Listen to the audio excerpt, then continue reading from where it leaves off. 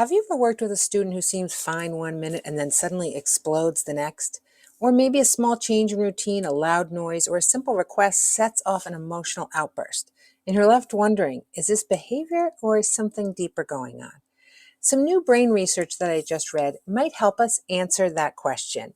So today I'm going to break down what this study found, why it matters, and how it can completely change the way we look at and view our neurodiverse students. I'm going to walk you through a case example too that shows what this might look like in real life. So let's talk about what the research showed. These researchers compared brain scans of neurodiverse children with sensory over-responsivity to those with sensory challenges. The differences were really clear. Students with sensory over-responsivity had lower connectivity in the brain's sensory networks, so vision, touch, and movement processing areas were less synchronized. The brain was essentially turning down the volume on sensory input. At the same time, their inward-facing networks were working much harder, and these are the networks in our brains responsible for emotional regulation, attention, and cognitive control. So on the inside, the brain was trying to manage overwhelm, and sometimes that can show on the outside as behavior. So let's talk about an imaginary case study related to this research, and let's say our student's name is Jordan, a fourth grade student. And I'm just trying to use this as an example, so maybe it'll sort of reframe your approach when you look at a situation the next time you have a student like this. So let's say Jordan is smart, curious, and creative, but he has this pattern that's familiar to many of us. When things do not go his way, he has intense emotional outbursts. A change in the schedule might lead to yelling. A group project that becomes too noisy might cause him to push away from the table, shout at his peers. If he feels misunderstood or overwhelmed, he just might cry or he slams the book. So from the outside, it might look oppositional or overdramatic. But here's what this new research can help us sort of understand and look at it through a different lens. Maybe when Jordan enters this busy classroom, his brain's sensory networks are not communicating efficiently. So sounds, movement, and visual clutter may feel more intense than it does for other students. Maybe Jordan's inward-facing networks inside his brain are kicking into overdrive to cope, so they work harder to stabilize emotions, stay focused, and manage his impulses. And as sensory and emotional load increases, those regulatory networks get completely overwhelmed. And this is where maybe a student like Jordan will explode.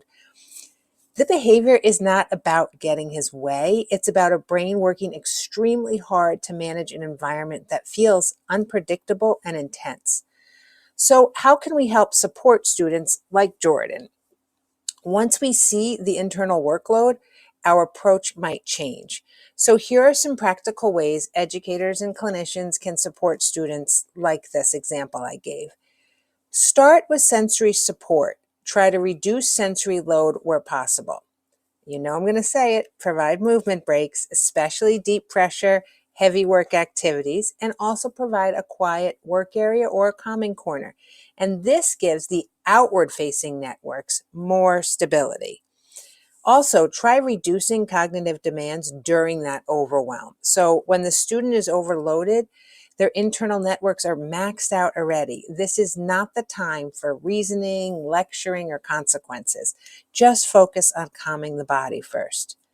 Really work on building predictable routines. Consistent schedules and visual supports can really reduce sudden sensory or emotional spikes.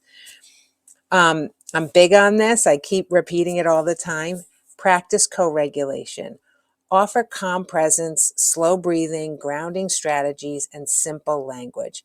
Students then can borrow our regulation, and that will help them to become more regulated and to model it the next time.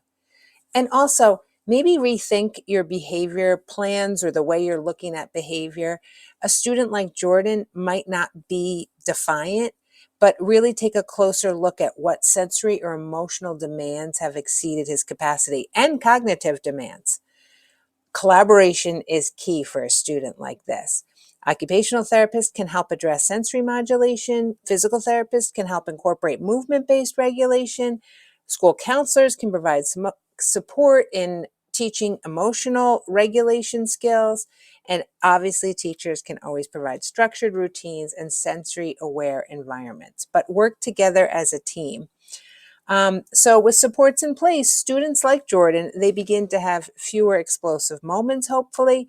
Maybe he gets some in movement before transitions. He's got that predictable routine that might reduce surprises. And when he does feel overwhelmed, adults respond with calm support rather than demands. So the result, hopefully, not overnight, obviously, will be fewer outbursts, more connection, and the ultimate goal of better learning. So the student did not change who he is, but we change how we support how his brain works. And this research really helps us to understand further. It gives us a clearer picture of what's happening in the brain during moments of sensory and emotional overload. And it helps answer that question many of us ask every day. Is it sensory or is it behavior? And pretty much behavior is the signal, not the root cause.